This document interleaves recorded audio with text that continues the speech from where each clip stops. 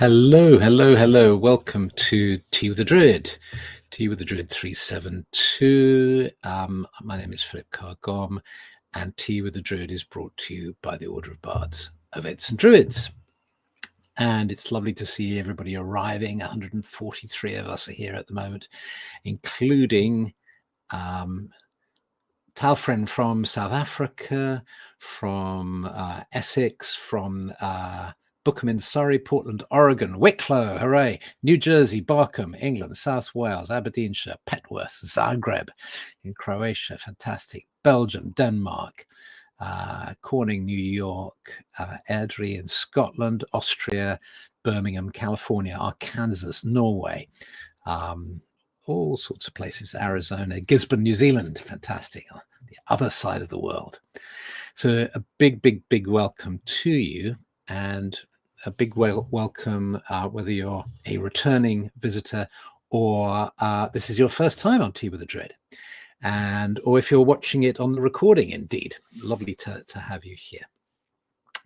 And as you may know, the idea of Tea with the Druid is to create half an hour or so of time where we can be together with people of like mind, to share ideas, and to gain sustenance by connecting with the spiritual tradition of Druidry and the power of nature, the power of the land, the stars, the sky, and the trees above all. And so as we settle into this time together, you might find it a good moment just to stop for a second and take a slow, deep breath in, hold for a moment, and then breathe out fully and deeply, just allowing yourself to arrive more and more. We tend to be quite scattered in our attention and concentration and awareness and presence. And one of the values of spiritual work, I think, is to create opportunities where we can kind of gather ourselves and allow ourselves to become more present. So in this place of feeling present, just see what comes to you when you ask yourself the question, how am I feeling? Just in this moment, no thought, don't think about it. How am I feeling? Bang, bang, bang, and just type it out. And if you feel up for it, and let's see how everyone is feeling.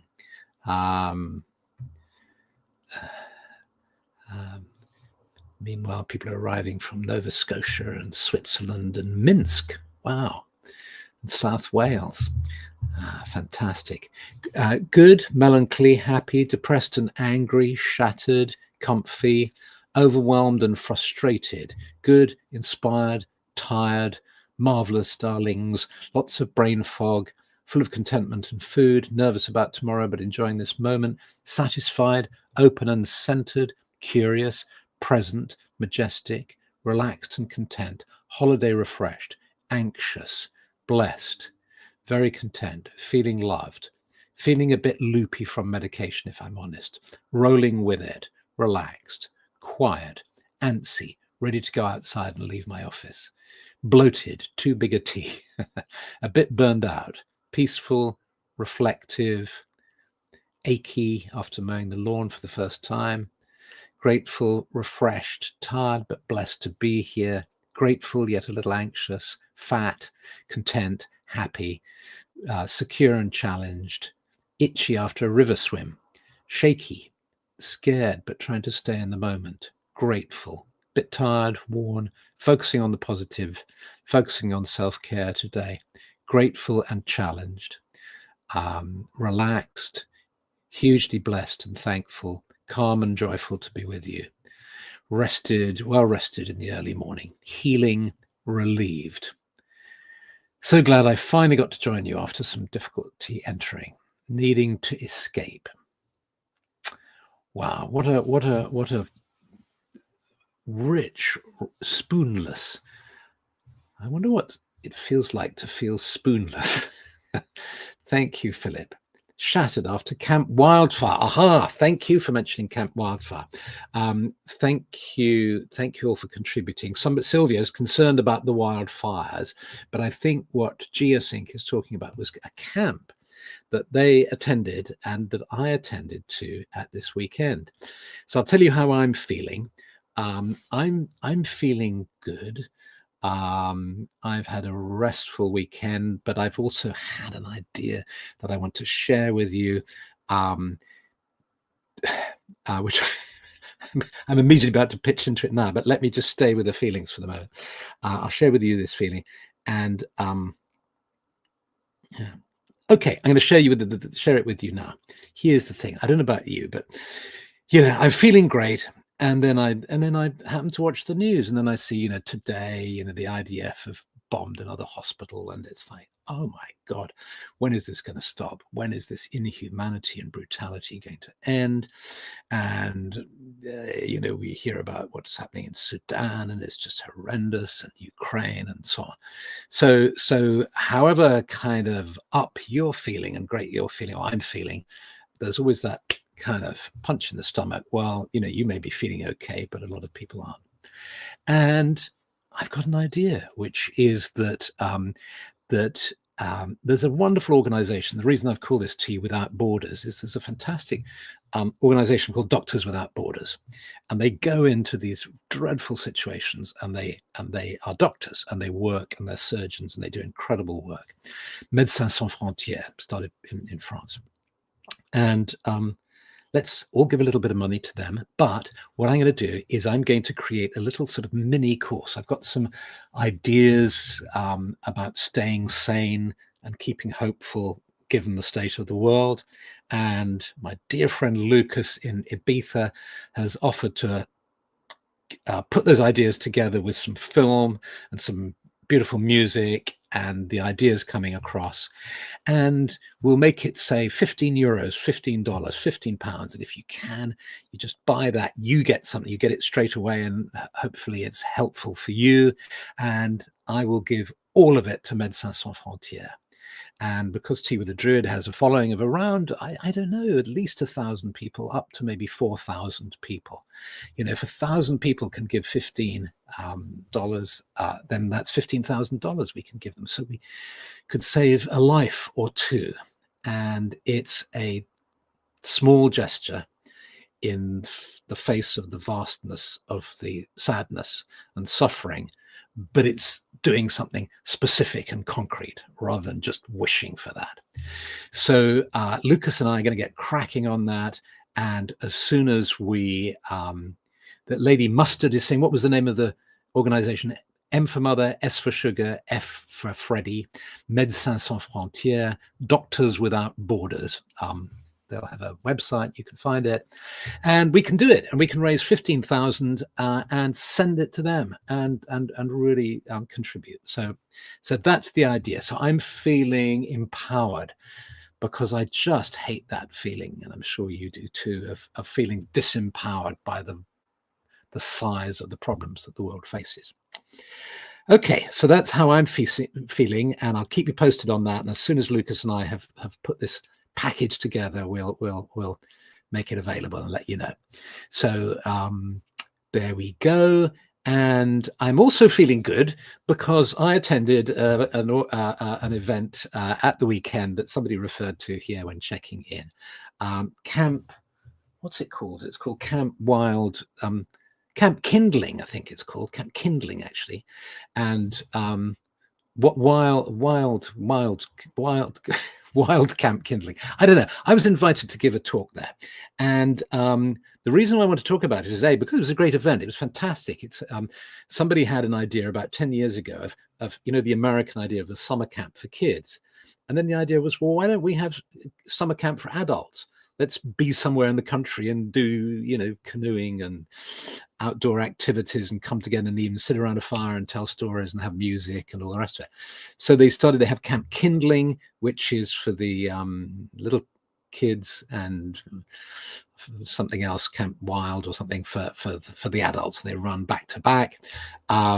And Stephanie and I was invited to talk. Stephanie and I went along on Saturday, beautiful summer's evening. And of course, as soon as you go and you park your car, you go into the forest, and there's this lovely feeling of being in the woodland on a summer's night, and little, fairy lights in the trees and areas where people are playing music and all the rest of it. So it's all very cool. And they've asked me to talk about Druidry. But I find I'm not on till 8:50, 10 to 9, which is quite late for me. I start to kind of go downhill from about 9 onwards or something like that. So I've been invited late. Wildfire, maybe Andrew Pickering. I don't know. I'm sorry, I should be able to remember where no, it's called Wild Kind Camp. Wild Kind. And Jane says adults are just big children at heart, after all. Exactly. Yeah. So it's a great idea. Fabulous. Lots of people. But unlike any camp I've been to, I've been to lots of kind of pagan camps. We had Druid camps. Our kids grew up with Druid camps. So lots of kind of deliberately and overtly spiritual activities, rituals around the fire and all that sort of stuff.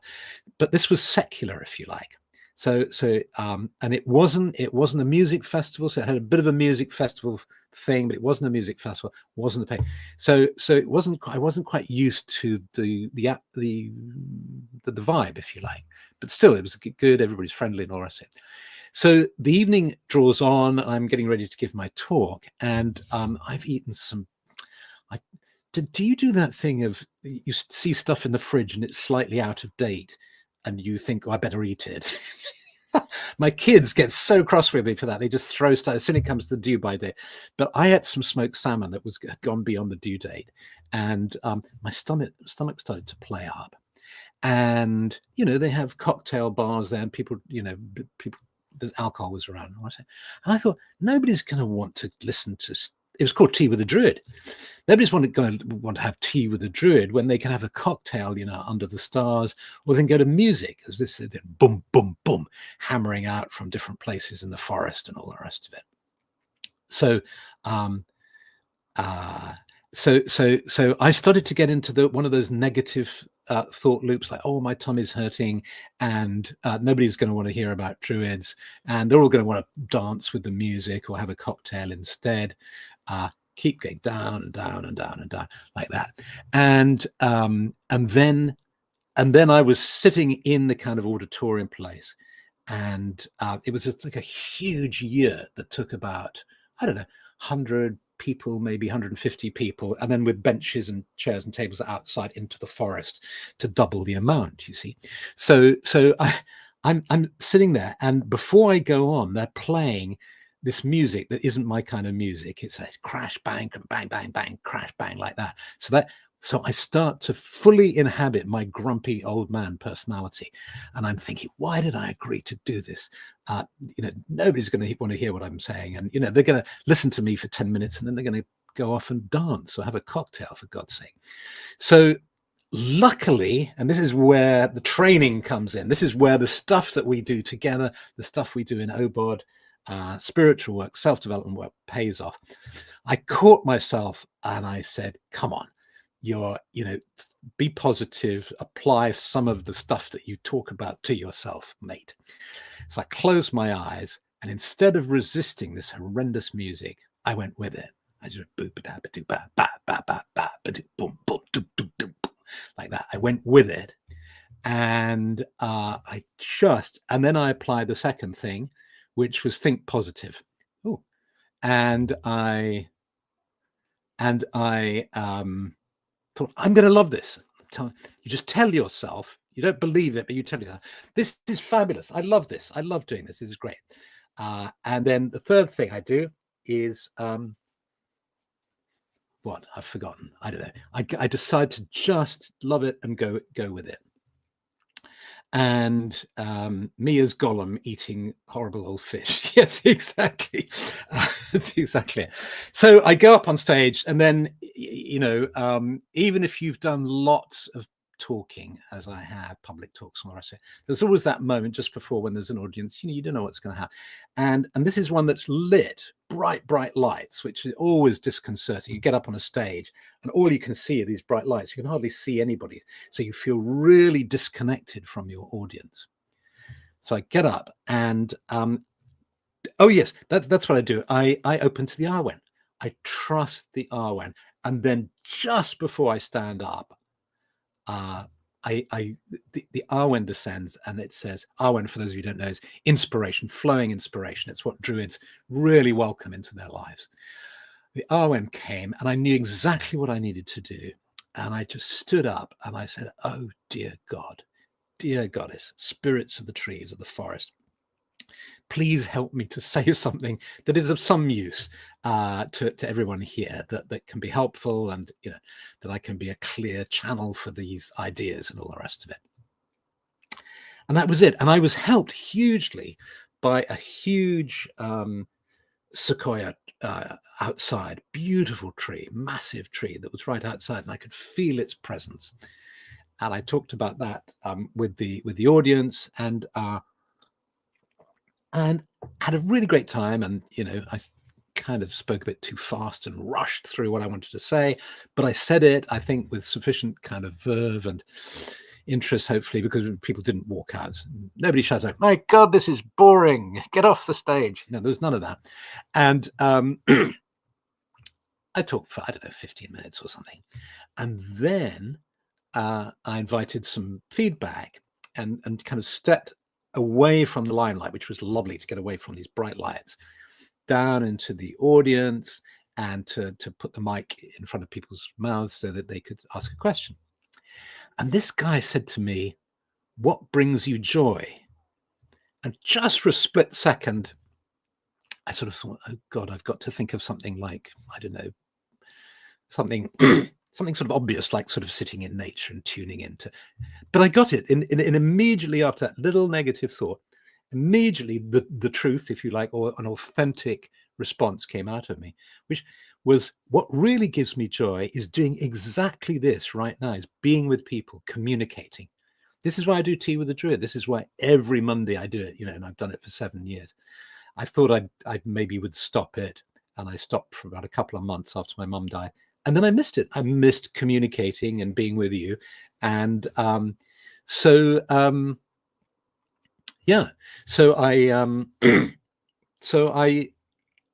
and the joy of communication is when, I found myself saying to this guy, what gives me joy is doing exactly this, is talking to you, talking to everybody here, communicating ideas, conversation. That's what gives me joy. And it was a lovely moment. That was a sort of a moment for me, as it was a lovely moment. And we had a great talk and chats with people afterwards. And so if you're, and a number of people said they'd come on Tea with the Druids. So if you're one of those people, welcome, and thank you for that lovely reception when I was talking at the camp. And I so enjoyed that. So what gives you joy? And what was interesting, there was a kind of, when we share what we think, there's a tremendous variety, of course, from people feeling very down to people feeling up and so on. But often there's a sort of a lot of people saying one thing. I remember last week, I think a lot of people were saying they were feeling tired. This week, it seemed to me in running through them, a lot of people were feeling quite good, maybe because we've had a holiday here in Britain. It's a bank holiday. We've had some sort of lovely weather, and but for whatever reason, quite a few people said they were feeling good. And so let's go with that. What brings you joy? And let's go into a meditation now, because I think one of the things, and reading your comments, yes, great to read the comments. Yeah, let's go into a meditation, because I think meditations can bring us joy. So as always with Tea with a Druid, our meditations are informal. We just relax into the space. And so if you're up for it, you might like to close your eyes or gently lower your gaze. And just notice what happens when you do that. Just that simple act. You start to change gear. You might become more present to the moment and sensing where you're seated in your room, the screen in front of you, the walls around you, ceiling above you, floor beneath you, all here. But then they start to shimmer. And as they shimmer, you might like to imagine that you're coming into or are already within a sacred glade, a clearing in the forest, a sacred grove beloved of the Druids. Beautiful, strong trees around us. Perhaps we can sense this big sequoia with us. And other trees too. Their presence really tangible and strong. And you find a comfortable place to sit. There's a lovely smooth stone you can sit on. There are some logs, or you can sit on the ground. And you're here together with a whole bunch of other people who've chosen at this moment in their lives to be in this clearing together in a circle. And you open to being on the earth. You allow your inner eyes to close, so that in your imagination you can better focus on how it feels to be on the earth. As you breathe in, you can smell the earth beneath you. You can feel all the life in the earth. And this life is energy, essentially. And some people call earth energy telluric energy, earth energy. And just imagine now that this earth energy is flowing up you.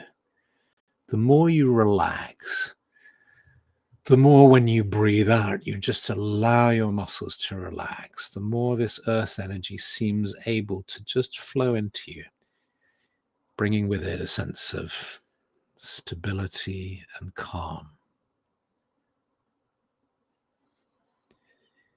May the energy of the earth bring me healing.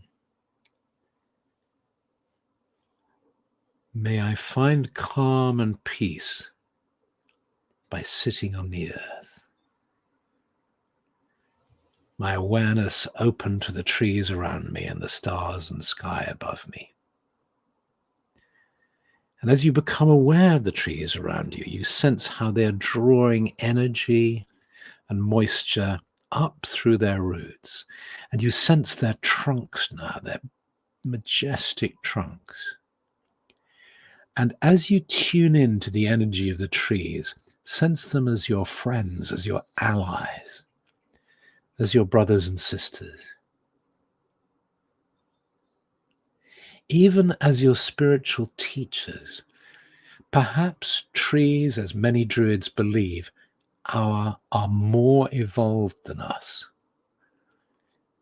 They combine peace with power, with constant giving of themselves, and yet they remain strong and steadfast.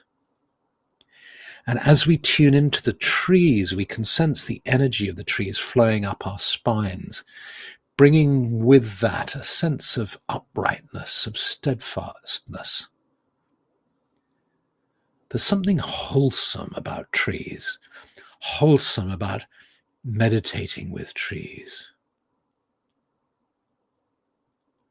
opening to this sense of wholesomeness and naturalness. We then allow ourselves to open to an awareness of the branches and the leaves high above us, the crowns of the trees, and then the sky above them. And as you breathe in now, breathe in the energy of the sky. And notice how, as you breathe in the energy of the sky, there's this sense of vitality flowing into you. And the energy of the sky meets the energy of the earth within the center of your being.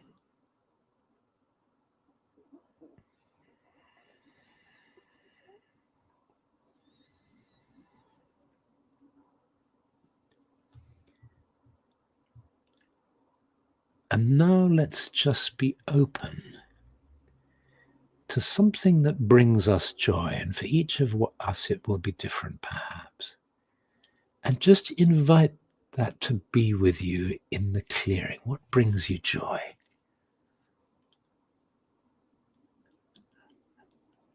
And this may come to you in the form of an animal or a bird, a dewdrop on the hand, a flower,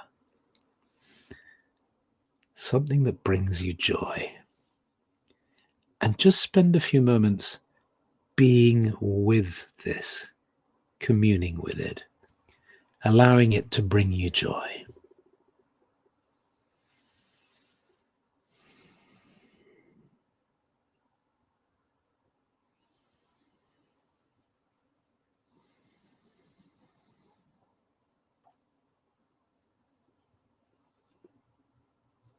And if this makes sense in the light of what is with you, notice any aroma that comes to you. Notice any color that comes to you that helps this feeling of joy. And see how you let it into your being. Do you allow it into your heart? Can you allow that, some of that beauty or energy or joy into your heart?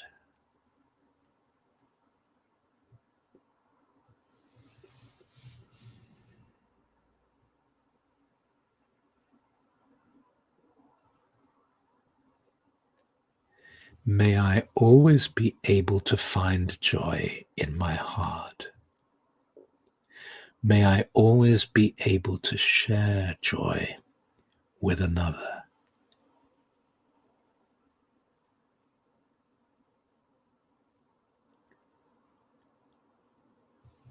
And then gently allow this image to fade or to change, or work with it in whatever way you wish. Either it gently disappears or comes into your heart, or whatever you want to do. And then gently place the palms of your hands in your imagination on the earth.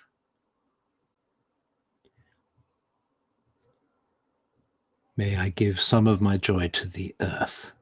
May this earth, may this land be loved and protected. And then you open your inner eyes within the clearing, and you see over 200 people all sitting in a circle, all with their hands, their palms placed on the earth. And you see the smiles on people's faces, and you just gently allow your hands to drift up, to take hold of a hand to either side of you.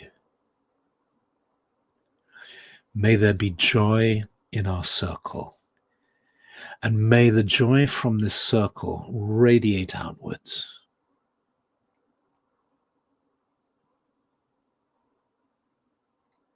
A gentle squeeze, releasing the hands to either side of you, and then you allow your hands to come to your heart, and you place both your hands over your heart. At which moment you might like to actually do this physically. And as you do this, you sense the warmth in your hands flowing into your body. You sense the joy in your heart. And you feel this warmth spreading throughout your body and your energy field. And as you become more aware of your body, your awareness of the sacred grove begins to gently fade as you start to become aware of the four walls around you, the ceiling above you and the floor beneath you, the screen in front of you. And when you feel ready, and only when you feel ready, you gently open your eyes to finish this meditation.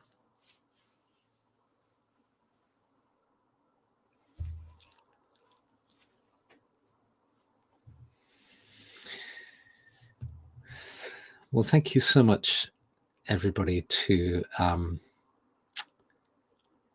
spent that time together. And you see how the time is changing as we move towards the equinox. It's now dark outside, whereas in previous teas, it used to be still daylight.